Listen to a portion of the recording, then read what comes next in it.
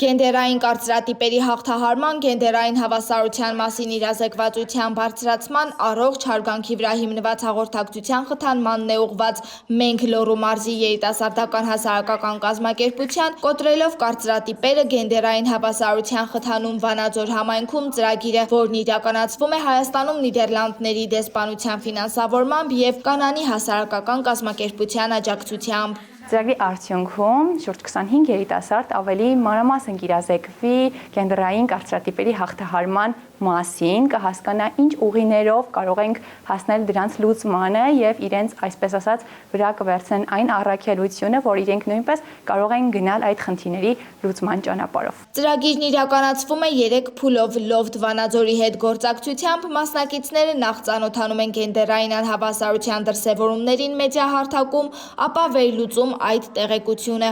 Այնուհետև մասնակցելու են կրթական քվեսթ խաղին խնդիրներին հնարավոր լուծումներ գտնելու համար։ Ծրագրի առջև դրել ենք հետևյալ խնդիրները՝ մեդիագրագիտության բարձրացման շնորհիվ իրազեկենք երիտասարդներին համապատասխան գիտելիքներով, ինչպես նաև նրանց շրջանում տարածենք քննադատական մտածողության գաղափարը։ Այդ կերպով փորձելու են զարգացնել իրենց գիտելիքները եւ որոշ հմտություններ ձեռք բերել։ Իսկ արդեն երրորդ փուլում պետք է նկարահանվեն տեսանյութեր սոցիալական մեդիայում ավելի մեծածավալ արշավ կազմակերպելու նպատակով։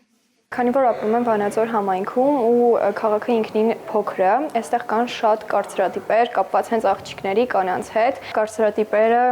շատ են խանգարում մեզ ապրել ու այդ տարածված կարծիքներն են, որոնք մարդկանց համար բարդություն են առաջացնում։ Դրա համար դասընթացը շատ կարևոր է բոլորիս համար, որպեսզի զերծ մնանք այդ կարծրատիպից ու ապրենք այնպես, ինչպես մենք ենք ցանկանում։ Լեռնային Ղարաբաղից տեղահանված եւ Լոռու մարզում հաստատված Սվետլանան Մունք տեխնոդպրոցում է աշխատում, ամեն օր շփվում է դեռահասների հետ, ասում է կարծրատիպերը շատ են, հատկապես մասնագիտության ընտրության հարցում։ Կարծում եմ ցանկացած խնդիր լուծելու համար նախ պետք է բավարար գիտելիքներ ունենալ այդ խնդրի շուրջ, ըստ որի արդեն տարբեր լուծումներ կարող են լինել,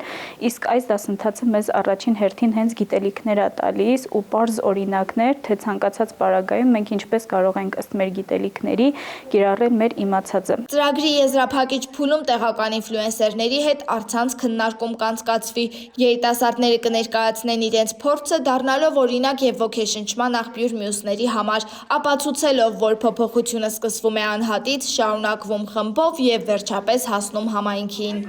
Սերինե Սերոբյան, Թերեզա Հայրապետյան, լուրերի համար։